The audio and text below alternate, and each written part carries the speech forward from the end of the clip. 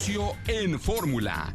Concluye el día con la información más relevante, el análisis en la voz de los expertos y la agenda informativa del día siguiente. Leonardo Curcio en Fórmula. Comenzamos. Leonardo Curcio en Fórmula.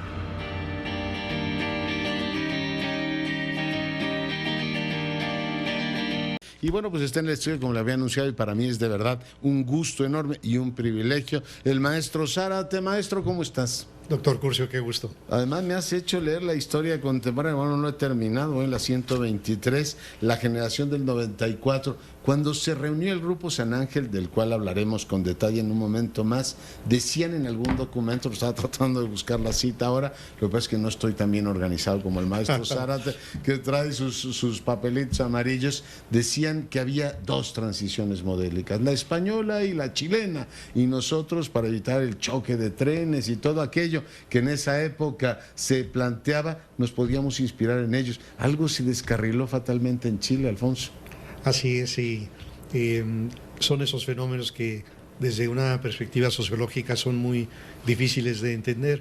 Yo recuerdo, por ejemplo, en el estudio del cambio social, en el estudio de las revoluciones, que una de las anécdotas interesantes es que un profesional de la revolución, como era Lenin, le escribe a un amigo a unos días de que estalle la revolución, que quizá no tenga vida suficiente para ver el surgimiento de la revolución. Y la revolución estaba a la vuelta de la esquina, y él era un revolucionario profesional, un hombre preparado para hacer la revolución. Entonces esto nos dice un poco de este carácter impredecible de los fenómenos sociales. Oye, pero cuando nace este grupo que tú, por supuesto, ahora has historiado de una manera rigurosa, como es usual en tu caso, incluso con detalle de la reunión, lo cual se agradece muchísimo, porque ves algunos de los planteamientos. Aquí usan los modelos, ¿no? España y Chile eran como los espacios digamos, los procesos a imitar. Sí, claro, y además yo creo que es muy interesante, sobre todo para las nuevas generaciones, entender que hace apenas 25 años, es decir, en 1994, este era un país en el cual todavía las elecciones tenían muy poca importancia, eran, digamos, como una manera de legitimar la decisión del gran elector, que era el presidente de la República, que hace 25 años existía la militancia corporativa, que los grandes sindicatos oficiales pertenecían al Partido Revolucionario Institucional. Le vamos a dar 20 millones al candidato. ¿Cuánto le Fidel, que le ofrecía siempre sus 5 millones de votos al candidato, y que también en ese momento prácticamente no existían las herramientas modernas, es decir, la mercadotecnia política, los instrumentos de medición, las encuestas, porque ¿a quién diablos le iba a importar una encuesta de preferencia cuando todos sabíamos quién iba a ganar las elecciones?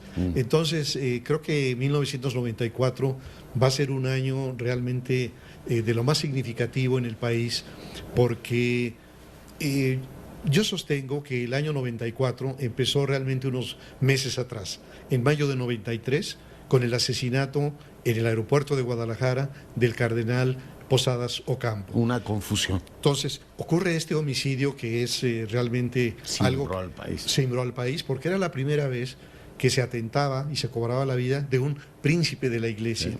Entonces, cuando uno ubica el asesinato de Posadas Ocampo en mayo de 93, la aparición en 1 de enero de 94 del Ejército Zapatista de Liberación Nacional, el asesinato en marzo de Luis Donaldo Colosio, el asesinato en septiembre de José Francisco Ruiz Massieu, y en el ínterin el secuestro de Alfredo Harp, el secuestro de Lozada, nos damos cuenta de que era un año realmente funesto, un año terrible, y es ese año, y es en ese contexto en el que Carlos Fuentes sugiere, propone convocar a un grupo de mexicanos, mexicanas, de distintas procedencias en el sentido geográfico, gente que venía del norte, del Bajío, del sur, de la capital de la República, con distintas militancias o sin militancia partidista, pero gente con algún renombre destacados en la vida pública del país, y ese grupo va a ser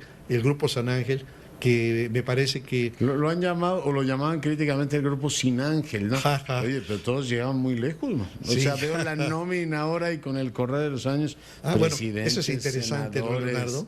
El anexo al final, en donde ubico a algunos de los personajes de esa época, no a todos, más o menos a 25, ¿qué hacían antes de la creación del Grupo San Ángel? ¿Qué hicieron en los 2 años de vigencia del grupo y qué hicieron después? Uno fue presidente de la República, Vicente Fox; otro fue canciller, Jorge Castañeda; otro fue representante ante Naciones Unidas y consejero de Seguridad Nacional, Adolfo Aguilar Sincer.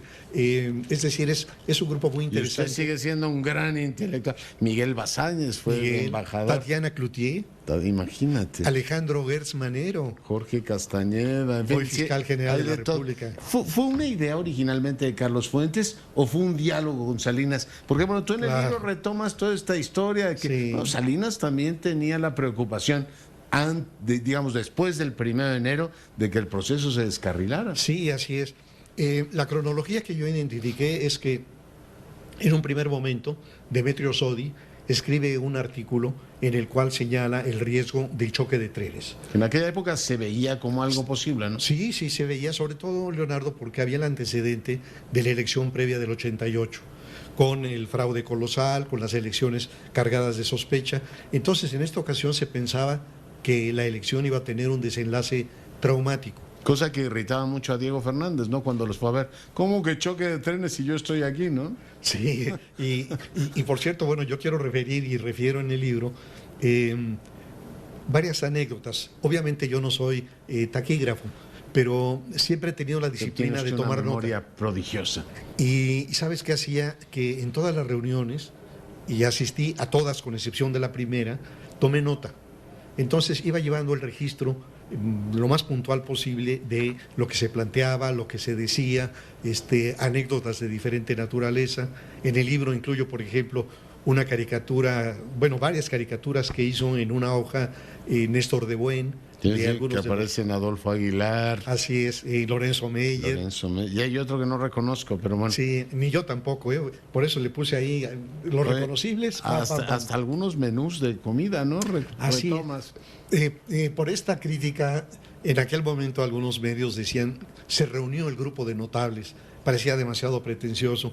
Entonces hubo quien dijo... No se usaba fifí en esa época. Todavía no se usaba fifí, pero vamos a crear el grupo Sin Ángel, que es una idea de Carlos Ramírez, o el grupo Santa Julia. Y entonces... ¿Qué hicieron el Santa Julia? En la parodia decían, iba a estar Lupita la del 5, el T por 8, etcétera. Superbarrio y compañía. Y sí, en efecto, algunos periódicos serios mencionaban pues que este grupo se reunía comiendo pues en las comida, Mercedes, en la Petit France. Tampoco se la pasaban mal, y en la Casa Bell.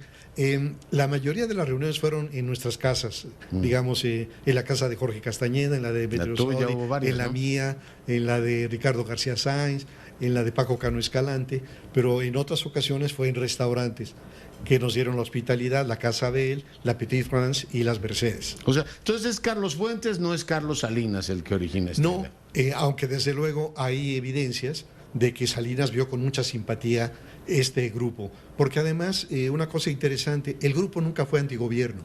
Es decir, era un grupo que procuraba abrir espacios democráticos, avanzar en la democracia del país, evitar el choque de trenes, pero no se propuso estar en contra del gobierno. O sea, no se concebía que un grupo pudiera entrar. Entre otras cosas, por el acceso a los medios. Digo, es algo notable cuando uno lee La Hora de la Democracia, el primer documento. Pues el asunto era, ¿nos permitirán acceder o no a televisión?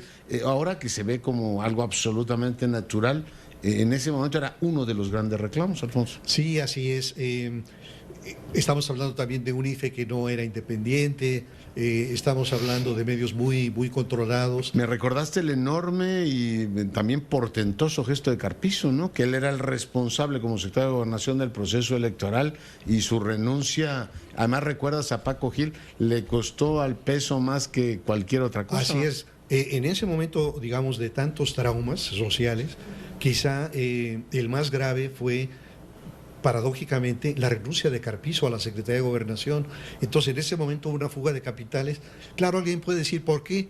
Pues porque fue la acumulación, ya había venido el ZLN, ya habían asesinado a Luis Donaldo, ya habían asesinado a Ruiz Massieu, entonces esto cimbró el escenario político. Que el garante de unas elecciones razonables se fuera era... Oye, estaba el tema de los compromisos de los candidatos que se firman después de la rebelión de Chiapas. ¿Eso no bastaba? Yo creo que no, porque había, desde luego, una gran sospecha en muchos círculos muy importantes de la manera en que se honrarían o no esos compromisos. Nosotros se lo presentamos a cada uno de los candidatos. Hay que decir que el Grupo San Ángel se reunió con los 3 principales candidatos a la presidencia. El primero fue con Diego Fernández de Ceballos, y para eso buscamos como interlocutor a Vicente Fox. Que entró así, digo, cuando veo la minuta, como es Diego Fernández, ¿no? Sí, de chamba, usted lo voy a mandar al Moloya, ¿no? ¿Qué te parece a Adolfo Aguilar Sincer? Eso le dice, ¿no? Sí, así es. Adolfo era un buen polemista. Llega un momento en el cual termina la intervención de Diego y pide la palabra a Adolfo y le dice: oye, Diego, qué interesante que nos has dicho que si ganas la elección vas a hacer un gobierno plural, porque seguramente tendré alguna posición. Sí, te la voy a dar en Almoloya, de director de reclusorios, ¿no? Entonces, digamos, esas polémicas que se daban las traté de recuperar en el libro. No, están muy bien retratadas. ¿Después fue Cárdenas? Después fue Cárdenas. Que tenía un ambiente más favorable en el Grupo San Ángel. Muy favorable, porque además... llegamos a la conclusión, después de la elección, que el grueso de los miembros del Grupo San Ángel simpatizaban con Cárdenas. Es decir, al día siguiente, Leonardo, de la elección, que hubo una comida en casa de el exsubsecretario de Gobernación, ¿González Guevara o qué? No, miembro de la generación del medio siglo, y compañero y amigo de Carlos Fuentes. Todos tenían una cara de tristeza porque esperaban otro resultado.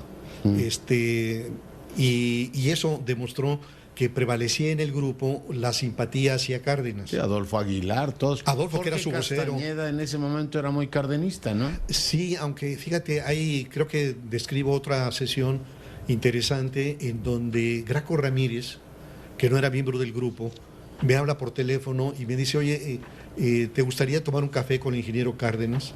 Y yo le dije: sí, ¿quiénes iríamos? Y entonces me dijo Demetrio Sodi, Ricardo García Sáenz y yo.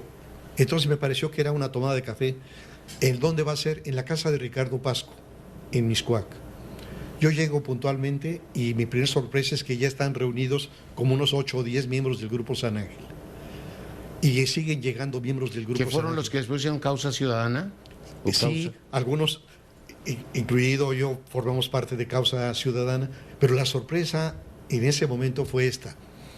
Cuando ya estaba un grueso número de miembros del Grupo San Ángel, digamos 20 y tantos, llega el ingeniero Cárdenas y le pregunta a Graco: ¿saben a lo que vienen? Sí, le dice.